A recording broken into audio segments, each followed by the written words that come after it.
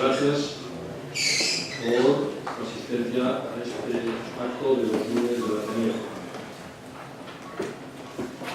Hacienda somos todos, decía un lema que en mayo de 1978 impulsó un recordado ministro, Fernández Ordóñez. Este lema venía a entroncar en esa época, mayo del 78, con el inicio, la culminación también de la redacción de la Constitución Española de 1978, de su artículo 31, dice lo siguiente: todos contribuirán al sostenimiento de los gastos públicos de acuerdo con su capacidad económica, mediante un sistema tributario justo, inspirado en los principios de igualdad y progresividad. Cita que en ningún caso llegará a ser confesado. Era la esperanza de que en esta nueva etapa democrática todos los ciudadanos presentaran su declaración de la renta y además lo hicieran sin defraudar. Lo cierto es que a lo largo de todos estos años,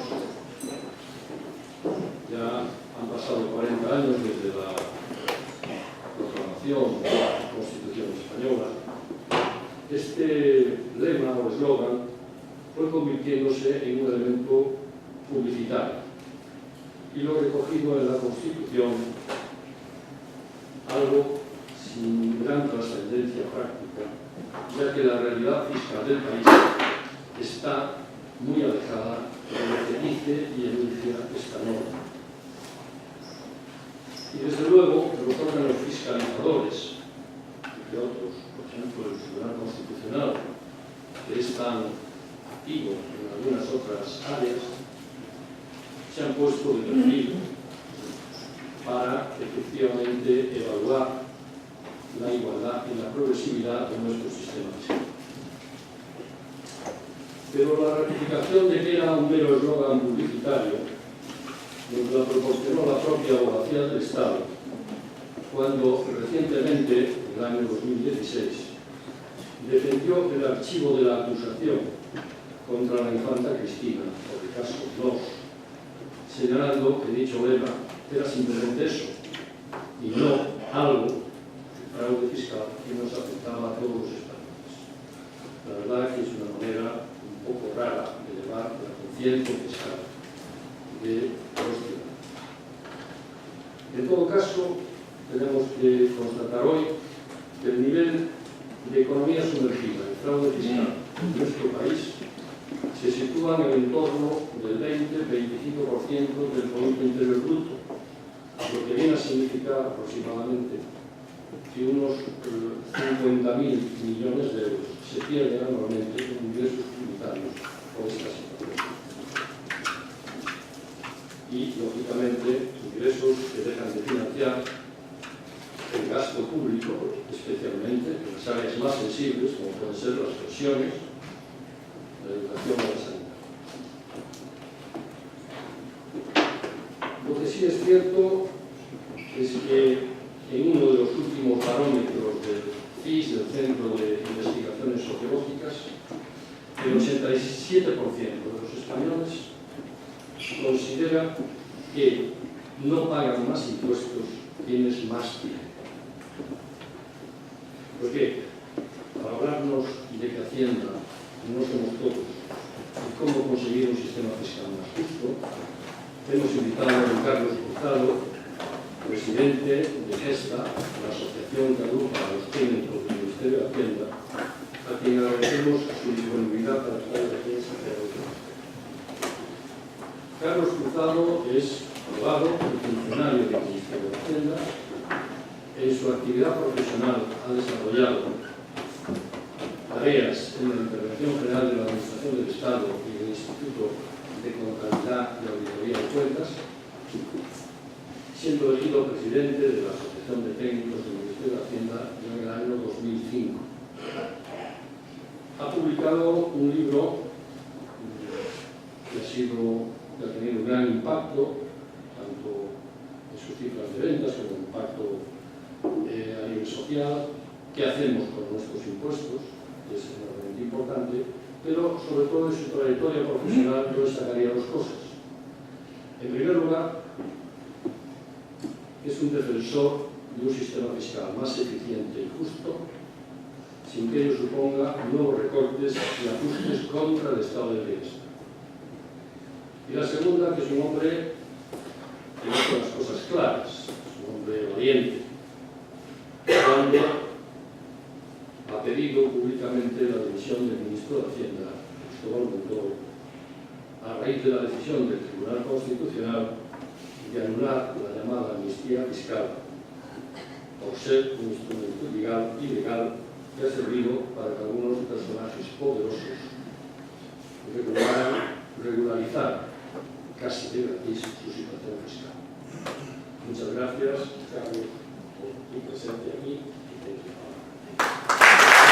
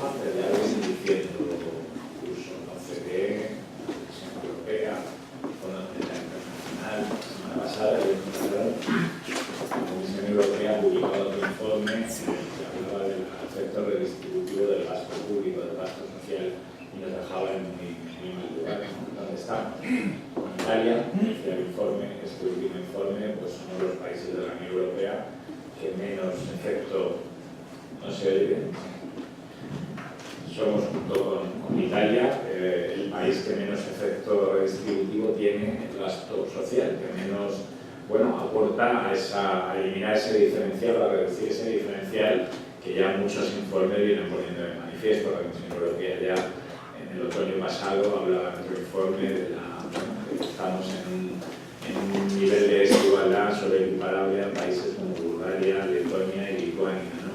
Y que éramos el país de la Unión Europea en el que en la crisis, en esta última década, más había crecido la desigualdad. Todo esto ya no lo dice Oxfam, como insisto, sino que lo dicen organizaciones tampoco sospechosas, ¿no? que puedes sospechar de cómo estás, ¿no? Entonces, en este informe de Oxfam, que ya es antiguo, ya de hace un par de años, tanto tienes, tanto pagas, que recomiendo releer, pues hacían 3 recomendaciones al gobierno, que era cuando en el año 2014 se preparaba la supuesta reforma fiscal, que luego quedó en un parcheo más, ¿no? Luego tendremos tiempo de hablar de ello. Y destacaba justo los 3 problemas que desde nuestro punto de vista, desde mi organización, pues tiene nuestro sistema.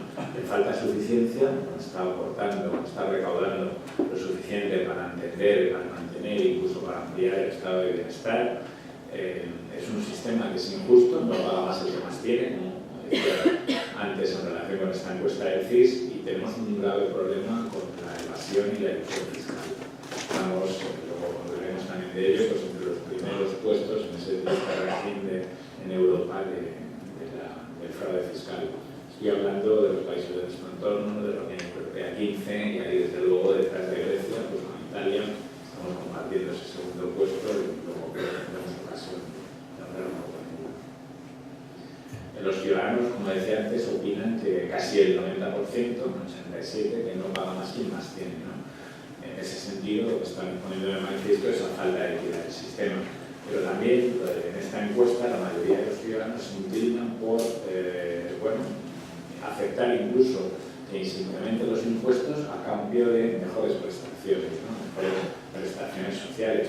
A pesar de que el discurso político imperante en la mayoría de los partidos que venimos oyendo en otros años, el de lo bueno que es bajar impuestos, y los partidos más liberables que nos dicen que lo mejor es que el dinero esté en el bolsillo de los ciudadanos, aún no nos hablan del otro lado de la balanza, ¿no? Que son los servicios sociales, las prestaciones, las pensiones, que ahora se habla de cofinanciarlas o de financiarlas en parte también con impuestos, la sanidad, la educación. Bueno, pues esto es lo que hay que poner en la balanza cuando se habla de bajar impuestos a los ciudadanos. Hay que decirles la verdad, y si se bajan impuestos se recauda menos. Luego tendremos ocasión de hablar de la famosa curva de Laffer, que decía lo contrario, pero la experiencia lo que nos dice es esto. De hecho, cuando el Partido Popular, los conservadores, que no eran muy partidarios, el señor Montoro, de la curva de Laffer, llega al gobierno en el año 2012, lo primero que hace es subir impuestos. No aplica esa teoría de que bajando impuestos iba a recaudar más. Lo que hace es subir impuestos a la renta, subir el IVA a 3 puntos, con lo cual parece que ni siquiera sus partidarios lo creen mucho, ¿no? Y luego, por último, bueno, aquí los ciudadanos lo que están de alguna manera es apuntando a esa falta de suficiencia del sistema, ¿no? Y luego el 95% de los encuestados cree que hay mucho o bastante fraude fiscal, ¿no? Con lo cual aquí tenemos la opinión de los ciudadanos respecto a los tres temas en los que, bueno, se centraría esta problemática que tenemos en nuestro sistema fiscal, ¿no? Si hablamos de suficiencia, que estamos recaudando, pues lo mejor es coger el índice de presión fiscal, que tiene sus detractores, que se puede criticar, pero que, bueno, sirve para comparar entre estados, ¿no? El índice de presión fiscal es simplemente el ratio entre los ingresos tributarios, incluyendo las cotizaciones sociales, y el PIB, el Producto Interior Bruto. Se puede criticar, como digo, pero bueno, es un índice y nos sirve para comparar. Y en esa comparación, Eurostat, que es la Oficina Estadística de la Unión Europea, lo que nos dice, en datos muy recientes, cerrados sobre el año 2016, es que en España hay una presión fiscal del 34,1%, en la Unión Europea, la Unión a 28, es del 40%, y si lo que miramos es la zona euro, los 19 del euro, pues estaría ya en el 41,3%. Aquí se ve que hay un diferencial importante, ¿no? Si nos comparamos con la Unión a 28, pues son casi 6 puntos. Estos 6 puntos del PIB, sabéis que son pues casi 70.000 millones, más de 60.000 millones de euros, ¿no? Que no recaudamos cada año, pero deberíamos recaudar cada año para estar en la media de la Unión Europea. Pero es que la media de la Unión Europea se forma por los países más desarrollados y por muchos otros que no están tan desarrollados. Son todos los últimos países, antiguos países del este, de la órbita de la Unión Soviética, tienen unos sistemas tributarios más bien arcaicos y que, bueno, tienen una presión fiscal baja. De hecho, en la comparación, lo que vemos es que estamos en el puesto 20 de 28 y que estamos mucho más cerca de los últimos puestos, Bulgaria y Rumanía, que de los primeros, ¿no? Francia y Dinamarca. El último está Irlanda desde el año 2015, pero es por algo relacionado con la tributación, pero que es una anécdota. Quiero decir, en el año 2015 Irlanda tiene un incremento de su Producto Interior Bruto de un 25%. Esto es debido a que en Irlanda pues hay una política fiscal, como sabéis, si no sabéis os lo digo, tiene el impuesto de sociedades más bajo de los países de nuestro entorno, un 12,5%, y tiene unas políticas de atracción de grandes empresas transnacionales para, bueno, recibir esas inversiones, ¿no? En el año 2015 se instalan allí algunas muy grandes empresas con sus flotas aéreas, que son empresas dedicadas al tráfico al taxi, a taxis aéreos y todo esto, y luego otras, bueno, pues en relación con las marcas, en fin, con activos intangibles, pero que son activos y que por tanto computan en el PIB, ¿no? Por eso está el último puesto, y es un poco extraño, pero porque el PIB ha subido un 25%, no porque estén impulsando pocos impuestos, ¿no? Bueno, pues como vemos estamos muy lejos de los primeros países, ¿no? De Francia, de Dinamarca, de Bélgica, estamos en el puesto 20, ¿no? Pero es que esto ha ocurrido siempre, o sea, esto es en 2016, pero aquí tenéis desde el año 2007, que fue el año de máxima recaudación, antes de que empezara a caer el sistema tributario español, como consecuencia de la crisis y de otras cosas que ahora veremos. Pues en el año 2007, año de máxima recaudación, aún todo lo estaréis oyendo estos días, es decir, que vamos a alcanzar, decía que íbamos a alcanzar en 2017, ahora creo que será en 2018, íbamos a alcanzar la recaudación que tuvimos en 2007, que superó en los tributos estatales los 200.000 millones. Bueno, pues en el año 2007, con todo y con eso, estábamos 2 puntos por debajo de la media de la Unión Europea. Teníamos 20.600 millones de déficit en comparación con la media de la Unión Europea. Luego, con la caída estrepitosa a partir de 2008 de la recaudación, pues como veis, las cantidades son tremendas. En el año 2009, casi 8 puntos, que eran 64.000 millones, y así sucesivamente. Bueno, esto es histórico, no es un dato puntual, sino que históricamente hemos estado por debajo. Estamos recaudando menos de lo que debiéramos, ¿no? Al menos comparándonos con la Unión Europea. Bueno, con esto ya podemos hacernos una idea de cuál es el problema que tenemos, que hemos tenido y que tenemos en España, ¿no? En nuestras cuentas, y que desde luego es un problema de ingresos, no es un problema de gasto, como tantas veces hemos estado oyendo ese discurso de que no estamos por encima de nuestras posibilidades y demás, ¿no? Bueno, a nivel de gasto público, desde luego el problema lo tenemos en los ingresos, porque en los gastos, aquí está el último dato también de Eurostat, es de 2015, 2016 es provisional, pero es también otro dato que, bueno, que se ha producido y se produce históricamente. Estamos por debajo de la media del gasto público de la Unión Europea. El último dato es este, 5 puntos por debajo de la media, o sea, cerca de 60.000 millones que tendríamos que estar gastando en gasto público para estar en la media de la Unión Europea, ¿no? Esto ha ido cayendo desde 2015, en 2016 en provisional es todavía más bajo, 42,4. Para 2017, hace unas semanas que las previsiones que mandaba Bruselas al gobierno eran de que se cerraría con el 41,2 y en 2018 la previsión es que quede en el 40. Con lo cual, teniendo en cuenta que la Unión Europea está más o menos en los mismos términos que hace años, pues va a ser todavía mayor el diferencial de gasto público, ¿no? Bueno, España gasta menos que la media de la Unión Europea en todas las partidas, salvo en pensiones, salvo en prestaciones por desempleo, por razones obvias, porque estamos en unos niveles y hemos estado en la crisis, todavía estamos muy por encima de cualquier otro país de la Unión, y desde luego en pagos de intereses de la deuda pública, también por razones obvias, ¿no? Pero desde luego en sanidad, educación, en fin, todo lo que son prestaciones sociales, estamos de la Unión a 15, desde luego en la cola, ¿no? Con lo cual todo esto, pues, de alguna manera desvirtúa ese discurso de que hemos gastado mucho, que todavía se sigue oyendo, ¿no? Y bueno, hay sectores muy liberales, neoliberales, que hablan de que el problema es el Estado, de la dimensión del Estado, hay que reducirlo. Bueno, pues estos son los datos, ¿no? Y luego está la Constitución, claro, pues la Constitución lo que habla es de un Estado social y democrático de derecho, habla de un Estado de bienestar, donde se garantice la educación, la sanidad, en fin, una serie de derechos que desde luego no es una Constitución que parece que vaya en la línea de este pensamiento neoliberal de reducir el Estado, ¿no?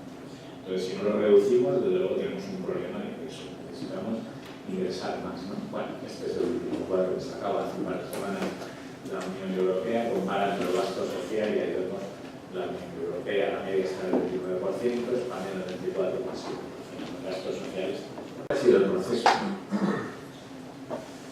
El proceso es que desde el año 2008 la recaudación cae estrepitosamente, ¿no? Y a partir de esos años de los índices de la crisis, Eurostat, la Oficina Estadística de la Unión Europea, daba dos razones, ¿no? para esta caída. Por un lado, la crisis, la caída de la actividad económica. Lo que ocurre es que es cierto que cae la actividad económica, aumenta el desempleo, pero lo que también es cierto es que en otros países donde se inicia la crisis, y donde la crisis fue tan profunda, desde luego la desproporción que hay entre los ingresos y la caída de la actividad no es la que tenemos en bueno, 10 años después, el impuesto de sociedades sigue, lo vieron después, recaudando la mitad, un 50% en el 2007, a pesar de que desde hace 2 años los beneficios de las sociedades pues, han recuperado. Por esto hablamos después. Pero Eurostat ya apuntaba otra cuestión, no solamente la crisis, sino un proceso que se venía ya desenvolviendo desde hace unos años, un proceso de reducción de impuestos, ¿no? Y sobre el que quiero ahora insistir un poco. Nosotros, además de estas dos cuestiones, desde mi organización, pues incluimos otro tercer factor importante, que es la enorme cifra de fraude fiscal y de elusión fiscal, ¿no? Cuando Reagan en Estados Unidos y Thatcher en Reino Unido, pues empieza un proceso en lo que se refiere a los sistemas tributarios de reducción de impuestos directos, reducción de impuestos sobre la renta, reducción de impuestos sobre sociedades y reducción de impuestos sobre la riqueza. Aunque supongo que todos controláis la diferencia entre impuestos directos e indirectos. Los impuestos directos son básicamente los que están ganando una capacidad inmediata, una capacidad económica inmediata como es la riqueza y la renta, básicamente, ¿no? Mientras que los impuestos indirectos son los que graban una capacidad indirecta, que se muestra de manera indirecta y es básicamente el consumo.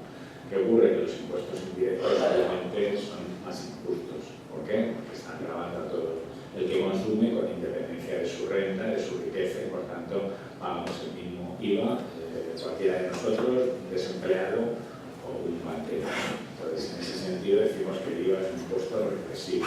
Los impuestos directos, casi todos son progresivos, puesto que paga más quien más tiene, ¿no? El impuesto sobre la renta, no en el impuesto de sociedades, pero sí el impuesto de patrimonio y el impuesto de sucesiones, ¿no? Bueno, pues esta tendencia del principio de los años 80, que se empieza un poco después, lo que consiste es en ir rebajando esos impuestos directos e ir incrementando impuestos al consumo, impuestos indirectos, ¿no?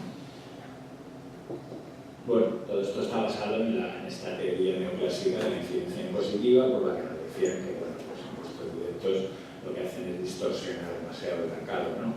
Entonces, bueno, la teoría llevada a su extremo, pero la de los neoliberales o la de los liberales en principio, pues lo que nos llevaría es a que desaparecieran los impuestos, porque ni siquiera los que mantienen estas tesis pues, necesitan recaudar para mantener ese estado mínimo. Bien, pues entonces lo que dicen es que si tiene que haber impuestos que los haya indirectos, porque distorsionan menos el mercado, ¿no? Y en base a esto, y en base a que la progresividad se está manteniendo un discurso durante muchos años, ahora veremos lo que dijo el Fondo Monetario Internacional hace solo 3 meses, pero hasta ahora se está manteniendo que los impuestos progresivos pues, frenaban el crecimiento económico, ¿no? Ahora parece que no, que se han dado cuenta en el Fondo Monetario, lo vamos a ver después, que no es así, ¿no? Bueno, aquí tenéis para que tengáis ese dato, ¿no? La diferencia que hay o el reparto entre impuestos directos e indirectos en España, según datos de Eurostat, en el año 2007 y el año 2015, es el último dato que da Eurostat. Como veis, ha habido una inversión, ¿no? En el año 2007 es mayor el porcentaje de imposición directa y en el 2015 ocurre al contrario, ha crecido la indirecta y ha descendido la directa, ¿no? ¿Y qué opinan los españoles sobre esto? Bueno, pues en esa encuesta del CIS, que el último dato es del verano de 2016, es el último estudio sobre comportamiento tributario, opinión económico-tributaria de los ciudadanos, lo que nos dice la mayoría de los ciudadanos piensan que el sistema debe descansar sobre todo sobre imposición directa, antes que sobre indirecta. La pregunta es, en su opinión, los impuestos se deberían recaudar sobre todo con impuestos directos o sobre todo con impuestos indirectos. Bueno, pues del total de la encuesta nos dice que casi triplican las personas, los ciudadanos, que piensan que debe ser sobre la imposición directa, que es más justa, ¿no? Bueno, pues esto además, si lo desagregamos que lo hace el CIS en función de la simpatía política o de la intención de voto de los ciudadanos que responden, pues nos llevamos la sorpresa, quizá algunos, de que todos los ciudadanos opinan lo mismo y que en todos los partidos, no sé en mayor medida que en otros, pero en todos los partidos casi triplican los ciudadanos que piensan que debe descansar sobre directos del sistema que sobre indirectos.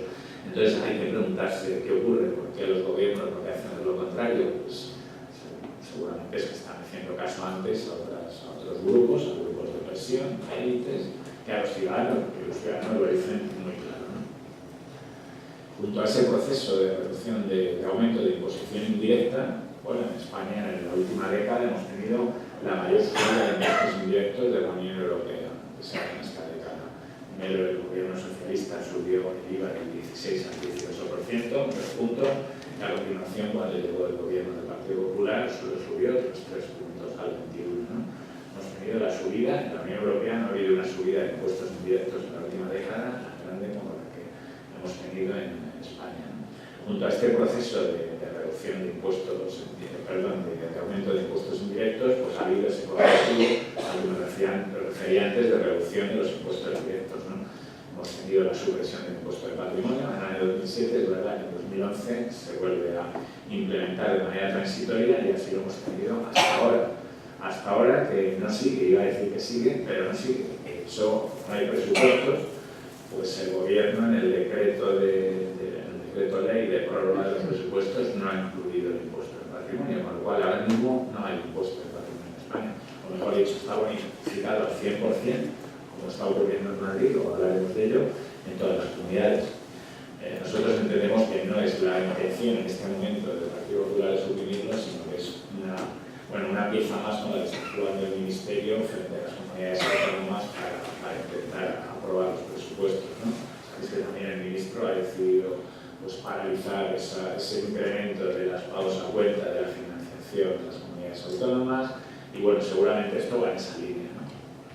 Bueno, voy a hacer un repaso rápido de estas figuras que son las principales de impuesto indirecto, patrimonio, sucesiones, sociedades, impuestos sobre la renta y luego hablaremos un poco de los mecanismos de deducción de los grandes fortunas. Entonces, en el impuesto de patrimonio, cuando desapareció en 2007, se decía que una de las razones fundamentales es que afectaba a la clase media, y se sigue diciendo. Cristina Cifuentes, la presidenta de la Comunidad de Madrid, donde está bonificado al 100%, pues mantiene continuamente que esto es un favor que hace a la clase media, ¿no? Luego hablaremos de los datos de Madrid y veréis que son 18.000 madrileños los que presentan en relación del impuesto de patrimonio, ¿no?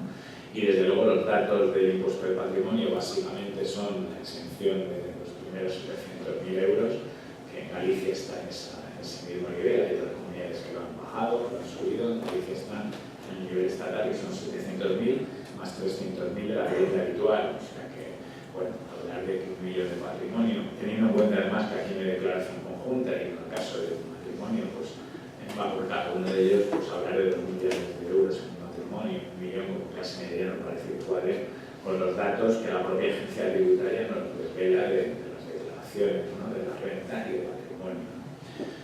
Se dice que había un consenso de los expertos en contra. Bueno, esto no es cierto. De hecho, ahora en el modelo, en el informe sobre la financiación, el cambio de modelo de financiación de las comunidades autónomas que publicó la Comisión de Expertos en el mes de julio, bueno, pues lo que demuestra ese informe es que está dividida la comisión. Hay un experto por cada comunidad autónoma y 7 del Ministerio de Hacienda, el experto de Santiago Lagón, y parece que están divididos. La mitad, o cerca de la mitad, piensa que debería suprimirse y otros tantos que no, con lo cual no está tan claro que ya la Unión vaya en esa línea, ¿no? Se dice que se ha suprimido en países de nuestro entorno, es cierto, esa tendencia que la que hablábamos antes de bajar impuestos directos, así ha sido, ¿no? Pero todavía existen varios países de la Unión Europea y unos cuantos, una docena de la OCDE. Bueno, en cuanto a lo que supone un método de imposición, esto lo oímos mucho, luego lo hablaremos en sucesiones. Ha habido una campaña durante este año hablando de lo injusto que es el impuesto de sucesiones. Se utiliza mucho esto, es decir, que hay un método de imposición. Curiosamente, se utiliza esto cuando se habla del IVA, ¿no? Imposición, doble imposición, desde el punto de vista técnico no hay, porque la capacidad económica, que es la que se grava según el artículo 31 de la Constitución, pues puede venir dada por la renta, por la riqueza, por la transferencia de riqueza o por el consumo.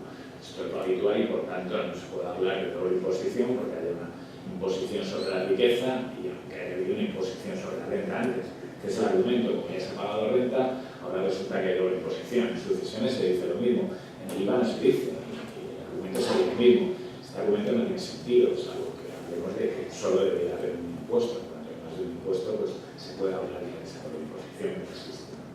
Bueno, aquí un saludo al ministro Montoro, cuando decía en la amnistía fiscal que esto tenía su lado positivo, ¿no? Y es que se iba a tributar luego, ¿no? Esos patrimonios que iban a aflorar, pues luego iban a tributar. Bueno, pues hemos tenido el cuidado de mirar de qué comunidades se utiliza más la amnistía fiscal. El 40%, casi la mitad, fue en Madrid, donde se presentaron estas declaraciones por residentes en Madrid, y por tanto casi la mitad de quienes acudieron a la amnistía fiscal están tranquilos que no pagan impuesto de patrimonio, porque en Madrid están bonificados al 100%. Bueno, la bonificación en Madrid beneficia a un 0,2% de madrileños, por lo tanto hablar de la seguridad no tiene sentido, ¿no? El total de los declarantes en toda España, que son como 180.000, suponen menos de un 1% de los declarantes del impuesto sobre la renta, que son casi 20 millones ya este año, ¿no?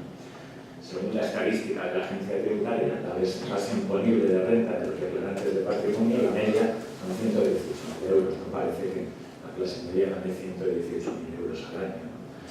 En su sueldo, ¿no? 340.000 en el caso de los declarantes de Madrid, ¿no? Entonces, bueno, el patrimonio medio declarado son 3 millones, 9 millones en el caso de los madrileños. En fin, todos estos datos, desde luego, lo que echan por tierra es esa propuesta, ¿no? Esa idea de que afecta a la clase media del impuesto de patrimonio. Bueno, este es un dato que llama la atención siempre, pero está ahí de la estadística también de la agencia tributaria. De los casi 7.500 contribuyentes que declaran, vamos a llamar ricos, más de 6 millones de euros, la mitad, justo la mitad, 3.270, no pagan impuesto de patrimonio porque residen en Madrid, donde está bonificada al 100%. Y se hablan casi 600 millones de euros. Es el dinero que en Madrid se está dejando de recaudar como consecuencia de esa bonificación. Pero si hablamos de los súper ricos, que son aquellos que declaran más de 30 millones de euros en patrimonio, desde el patrimonio no exento, pues hablamos de 550, 549. El 60% tampoco pagan, porque viven en Madrid. En fin, en definitiva, de los casi 800 millones que se ingresan en Madrid, pues son 13.000 personas las que pagarían el 99% de esa actividad. Vamos al impuesto de sucesiones. El impuesto de sucesiones, de pronto, hace un año y pico, 2 años, se desata una campaña contra el impuesto de sucesiones en determinados medios, y se focaliza sobre todo en Andalucía, y se empieza a hablar de lo justo del impuesto, ¿no? El impuesto de sucesiones es uno de los transferidos a las comunidades autónomas, igual que el de patrimonio, y bueno, es cierto que hay diferencias importantes entre unas comunidades y otras, ¿no? Y seguramente lo que habrá que hacer, y lo que plantea la Comisión de Expertos precisamente en el informe, es intentar cierta armonización, estableciendo los mínimos. Desde luego lo que no recomienda es la supresión, ¿no? Se habla de que es un impuesto injusto, y el impuesto de sucesiones es un impuesto directo, es un impuesto que además en principio cuando se origina, bueno, digamos que los liberales en principio lo apoyan, los liberales puros, digamos, no los neoliberales, ¿no? ¿Por qué? Porque supone, bueno, el intentar que la igualdad de oportunidades, que es uno de los pilares, ¿no?, del liberalismo, pues se lleve a efecto, y que se acabe con esa, bueno, de alguna manera se limite esa transmisión de generaciones, ¿no?, con lo cual bueno, es un impuesto justo, es un impuesto equitativo. Es un impuesto que, aunque está referido a las comunidades autónomas y hay distinta regulación, lo cierto es que en la mayoría, prácticamente en todas las comunidades autónomas, las herencias pequeñas, digamos, de un piso que tienen los padres que fallecen y que dejan a sus hijos, un piso de clase media o unos pequeños ahorros, no tributan. La mayoría de las comunidades autónomas no tributan. Y si tributan, lo que hay que hacer es modificarlo para que no tributen, ¿no? Establecer un mínimo para que sea justo, pero no suprimir el impuesto. Si suprimimos el impuesto, a quienes estamos haciendo dar favores a los grandes patrimonios, ¿no? A la duquesa de Alba o a la familia de la duquesa de Alba, que es lo que ocurrió en Madrid también. En Madrid está bonificado al 99% esas herencias, ¿no?, entre padres e hijos, y aquí hay un conflicto ahora entre la Junta de Andalucía y la Comunidad de Madrid, porque cada uno dice que la duquesa de Alba vivía en una de estas ciudades, ¿no?, en Sevilla, o que en Madrid pareció de Madrid. Entonces, ¿qué ocurre? Que en Madrid está bonificado al 100%, al 99%, y los herederos pues van un poco, ¿no? Y a estas grandes herencias es a las que al final pues, se está beneficiando.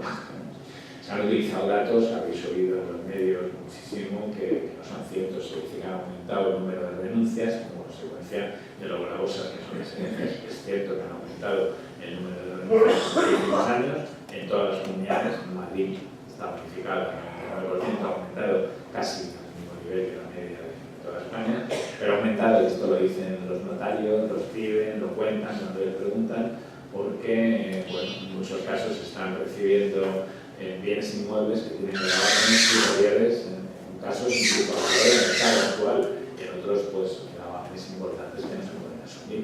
Es ese tema de la burbuja inmobiliaria, sobre todo todos los inmuebles que se compraron cuando estaba arriba y que ahora han perdido tanto valor con esas hipotecas que se daban hasta 50 años, ¿no? A 40 años, y es esos casos en los que, bueno, algunos herederos pues no afectan, ¿no? Pero desde luego no es porque el impuesto se excepcional. Bueno, al final el informe de los expertos para el cambio de modelo de financiación lo que proponen no es eliminarlo, ni mucho menos. Habla de que es un impuesto justo, que cumple una función redistributiva necesaria, y lo que hablan es abandonar y establecer unos mínimos para evitar esa competencia entre comunidades autónomas que se ha desatado a raíz de la decisión de Madrid subir, ¿no?, de modificarla de esta manera. Lo triste, digo lo triste porque hay un informe en el mes de julio encargado por todas las comunidades autónomas a estos expertos, incluida la de Andalucía, y después de ese informe se habla del impuesto en estos términos, la Junta de Andalucía ha decidido, el acuerdo con Ciudadanos, han decidido pues, bonificar el impuesto prácticamente a hacerlo desaparecer. De bonificación, me parece que esta sea la línea de armonización que desde luego la cosa necesita. Ya en el impuesto de sociedades, pues es el gran agujero de nuestro sistema. Llegaron a recaudar en el año 2007 algo más de 40.000 millones, y estamos en 10.000, no llega a 10.000, estamos en 20.000 millones de recaudación. ¿Qué ha pasado con el impuesto de sociedades? Pues el impuesto de sociedades se han ido contemplando, aparte de las rebajas que ha tenido el tipo, estaba en 35%, se rebajó al 30%, y ahora en el año 2014 se rebajó al 25%. Había diferencia entre grandes y pequeñas empresas que pagaban 25 y 30, ahora ya todas igualadas al 25%. Pero además de esto, en el impuesto de sociedades, bueno, pues ha habido demasiadas deducciones, demasiadas bonificaciones, demasiados regímenes especiales. Al final, además, las empresas, cuanto mayor dimensión tienen, pues más posibilidad de utilizar todas estas bonificaciones fiscales tienen y han tenido, ¿no? ¿Y qué ocurre? Que al final, debido a esto, los tipos efectivos que pagan las sociedades, que se diferencia en tipo nominal, no sale hasta el 25%, o sea, el efectivo es el que se calcula sobre el beneficio contable. Esto es algo que a la CEB no le gusta, dice que hay que calcularlo sobre la base imponible. Claro, si lo calculamos sobre la base imponible nos sale exactamente el 25%. Es el tipo nominal. Entonces, si lo calculamos sobre el beneficio real de la empresa antes de ajustes, antes de la aplicación de deducciones, pues tenemos, estos son datos de la agencia tributaria, el último dato es que los grupos empresariales, los grandes grupos consolidados, pagan un 7%, un 7,3% de impuesto de sociedades. Y a las pymes que pagan el 11,2%. Las pymes están pagando la mitad del tipo nominal, el tipo efectivo, pero los grandes grupos están pagando el 7,3%. Y si hablamos de muy grandes empresas, de entidades financieras muy grandes, pues en muchos casos no están pagando ni eso, no están pagando nada.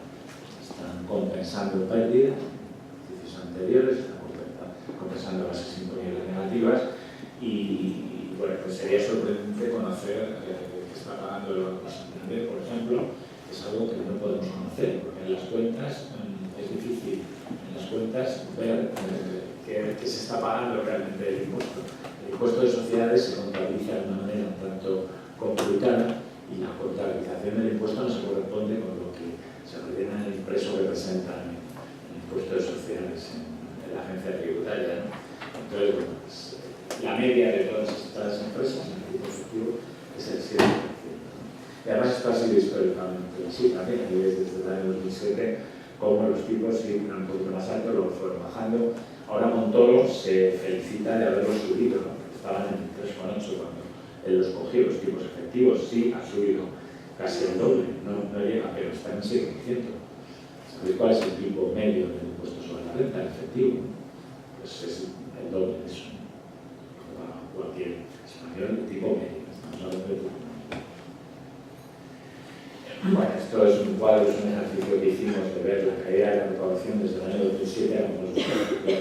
Vimos la recaudación por impuestos, los grandes impuestos estatales en 2007. Fuimos calculando la pérdida de recaudación que había habido cada año en relación con ese año, ¿no? Bueno, al final es muy ilustrativo ver que la pérdida de recaudación desde el año 2007 serían casi 300.000 millones. Si hubiéramos recaudado en 2007 tendríamos 300.000 millones más. Pero lo que vemos es que en el IRPF la caída es de 23.000 millones, en IVA de 40.000 y en sociedades de 220.000. O sea, el porcentaje de 263.000 y 220.000 son responsabilidad del impuesto de sociedades que no hemos perdido en estos años.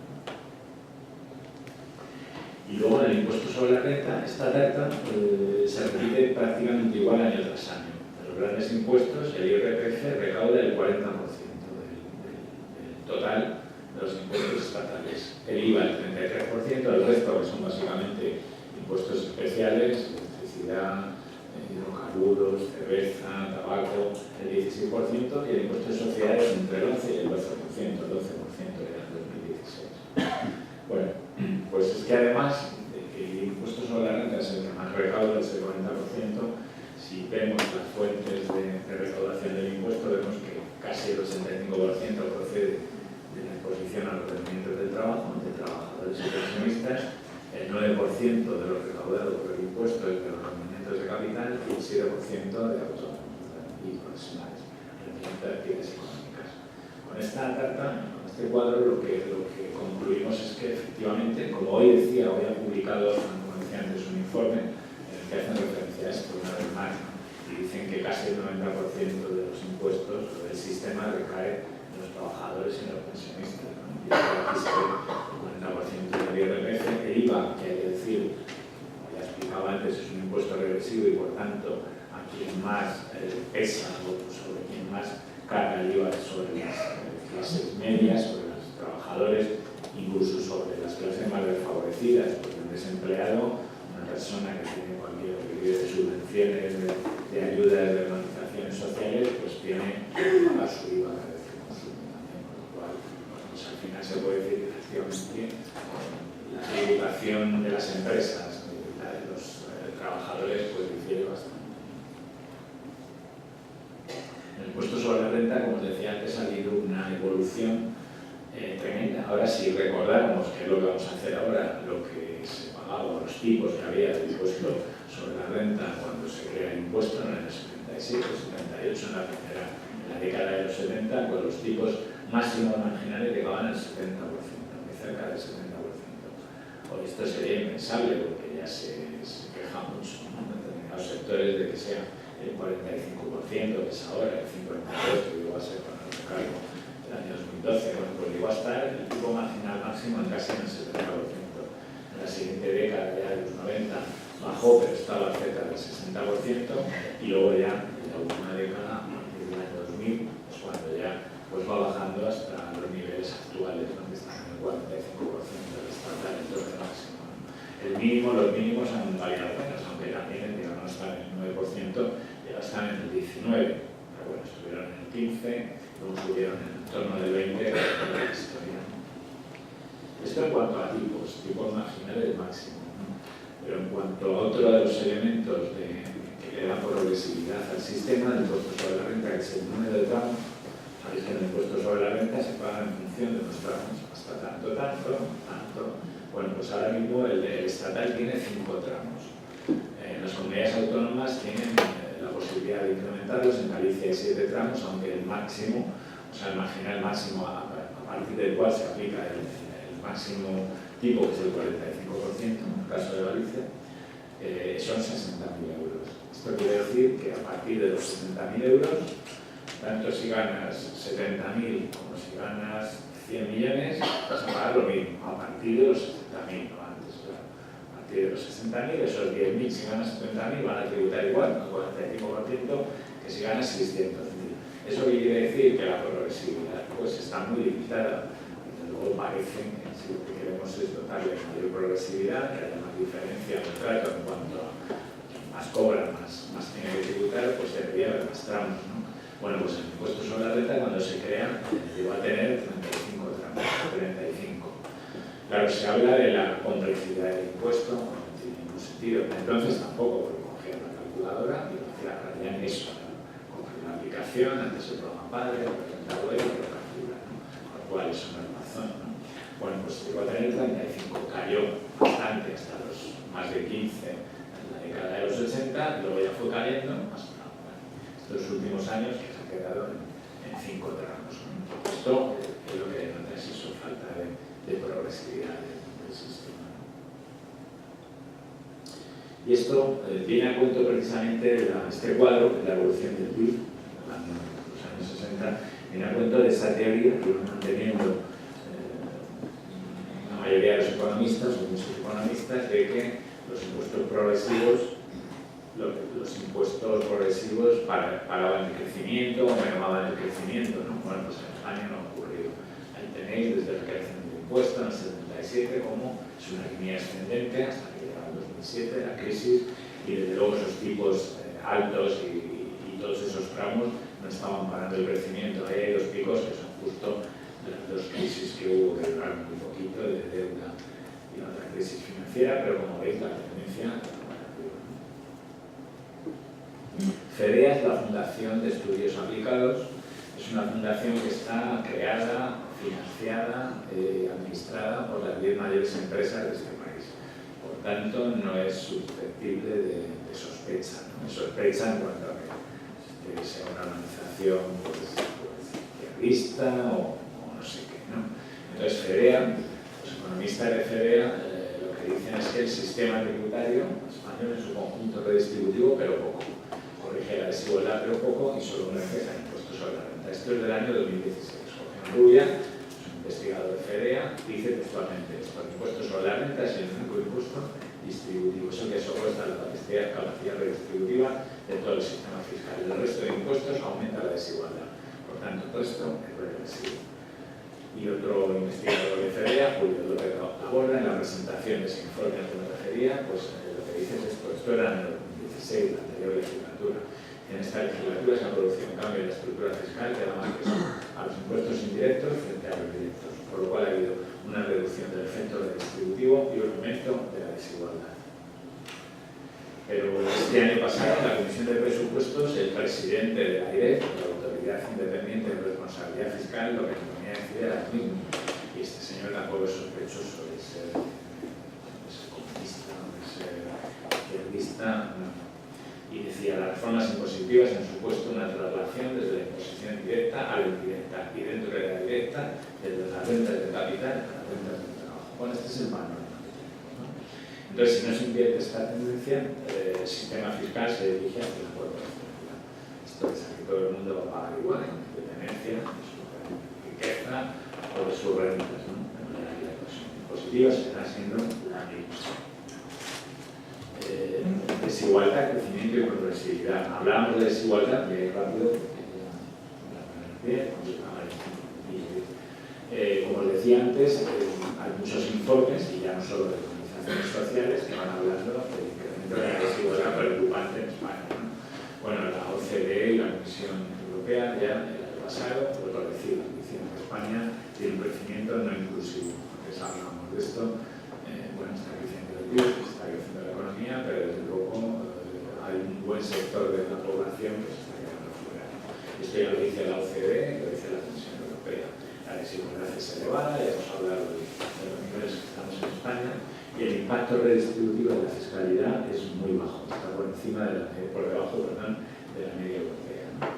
Entonces, el mes de octubre de 2017 llega al Fondo Monetario Internacional, y en un informe que no ha tenido tanta difusión como entendemos que haber tenido, lo que se dice es que la desigualdad excesiva puede reducir el crecimiento económico. Hasta ahora se hablaba de los efectos sociales, políticos, de la desigualdad, pero no hay los efectos económicos. Ahora ya el Fondo Monetario Internacional lo dice claramente: puede ser una rémora para el crecimiento económico, la desigualdad. Se plantea un problema económico, no solo social y político. Y dicen más ese informe, lo que dice es que hay margen en los impuestos sobre la renta como consecuencia de ese proceso del que hemos estado hablando de caída de la imposición directa. Pues ahora hay margen para aplicar a los mayores perceptores o a los perceptores de mayores ingresos subidas impositivas. O sea, está hablando claramente de la posibilidad de subir los tipos del impuesto sobre la renta, ¿no? Y dice algo ya muy claro, dice que ese retroceso de la progresividad basado en supuestos efectos negativos para el crecimiento no está respaldado por resultados empíricos. Esto lo dice el informe del Fondo Monetario Internacional. Se refiere a esto, hasta este gráfico que ponía yo antes, en el cual veíais que en España crece la economía a pesar de estar en esos tipos marginales, cercanos al 70%, y en esa progresividad con 30 gramos, ¿no? Pero el informe dice más, habla de la desigualdad en rentas y habla de las desigualdades en capital también, ¿no? Dice que hay mayor desigualdad en la distribución del capital que en la de la renta todavía. En España, siguiendo también una tendencia que ocurrió en otros países, de pronto en un determinado año se decide que los rendimientos de capital no van a tributar a la escala general. El impuesto sobre la renta, cuando nace, es un impuesto sintético por el que todos sus rendimientos tributaban a esa escala que llegaba hasta el 70%. A partir de un determinado momento se decide que los rendimientos de capital se van a denominar rendimientos del ahorro, porque así es más fácil hacer esto, y se lleva a cabo lo que llamamos la dualidad del impuesto. A partir de ese momento, los rendimientos del ahorro tributan a un tipo fijo. Luego, con los años han ido incrementando, son 3 tipos, pero fijos, ¿no? 19, 21 y 23%, a lo que tributan los rendimientos de capital. El 23% es el máximo, o sea, los rendimientos que sean, ¿no?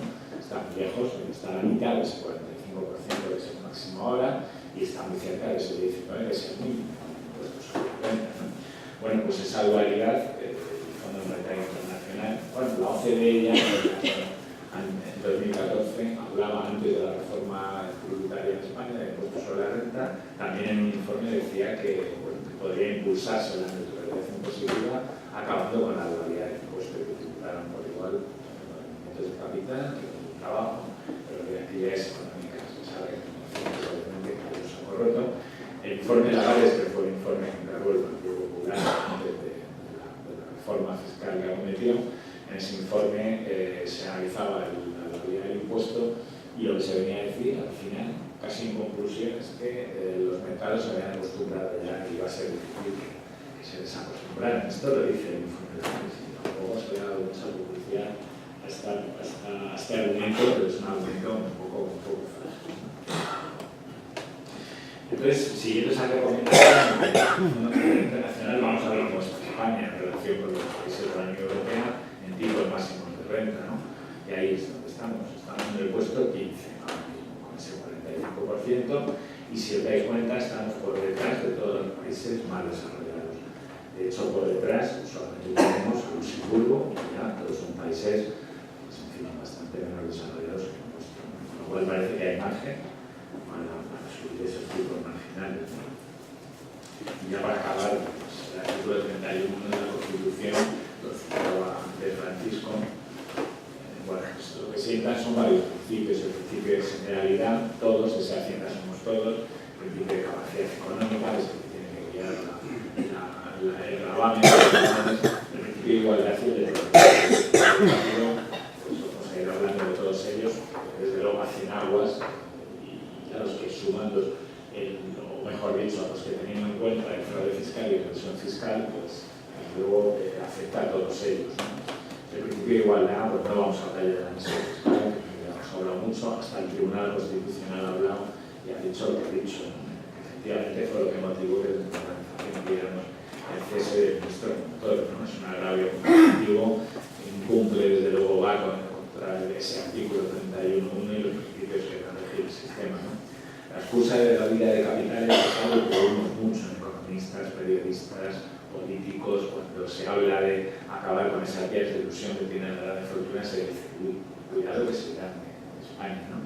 O cuando se habla de subir ese tipo de las muy grandes empresas, de ese 7% que pagan, pues se dice lo mismo, que se irán y crean muchos puestos de trabajo y demás, ¿no? Bueno, pues aquí, en principio, además de modificar el artículo de la Constitución, si esto es así lo admitimos, tendremos que decir todos, salvo los grandes empresarios que crean muchos puestos de trabajo, las grandes fortunas que también, y si no se les van, pues pagarán, ¿no?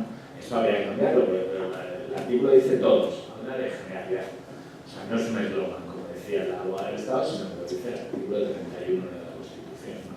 Y luego hay otra cuestión, es que mientras existan los paraísos fiscales, pues obviamente, como ya ocurre, a pesar de las ventajas que tienen, están las grandes fortunas, están las grandes empresas, pues estáis hartos de ver los papeles del paraíso del Panamá, los Blue League, los papeles del fútbol, en fin, veis que los paraísos fiscales pues, funcionan y de qué manera, ¿no? Por lo tanto, si utilizamos ese argumento, pues habría que dejar que no utilizar, ¿no? Para equipararnos con esos territorios donde no vamos puestos, ¿no?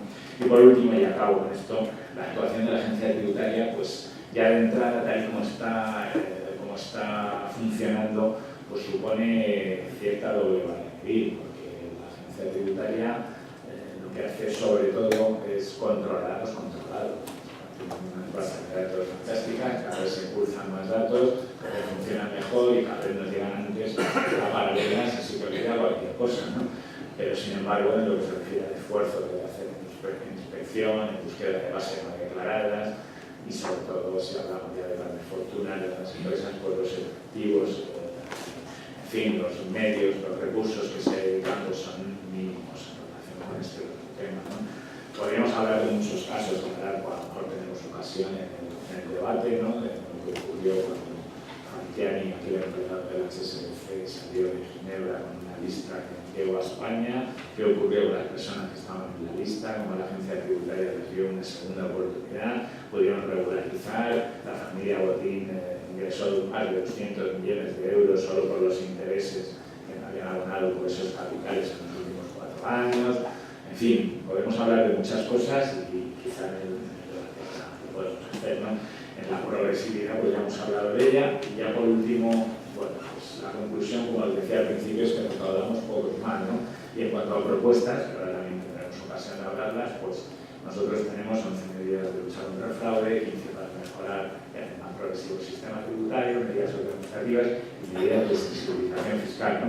Pero quizá podemos reducirlas a estas medidas. La plataforma por la justicia fiscal es una plataforma que está funcionando en Madrid, en Cataluña, ha empezado a funcionar en Galicia, en la que estamos, pues, además de Gesta, otros sindicatos, UGT, comisiones, IUSO, y luego pues, muchas organizaciones sociales como ATAC, como Oxfam Intermón, como en fin, el Observatorio de Responsabilidad Social Corporativa, como la red de ONGs de desarrollo. En fin, yo creo que ahora mismo somos la plataforma a través de esas redes y de esas federaciones que quizá más organizaciones de la sociedad civil tienen, y estamos básicamente de acuerdo en estos puntos, ¿no? Necesitamos un sistema fiscal más progresivo, tenemos que luchar de verdad contra la evasión y la elusión fiscal, hay que demostrar voluntad política, de lo que nos viene demostrando para luchar contra ella, hay que reformar el impuesto de sociedades para acercar ese tipo efectivo nominal, hay que gravar la acumulación de riqueza,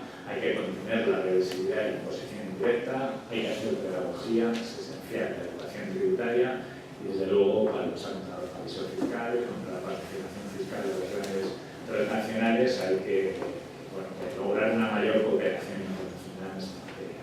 Con esto ya pues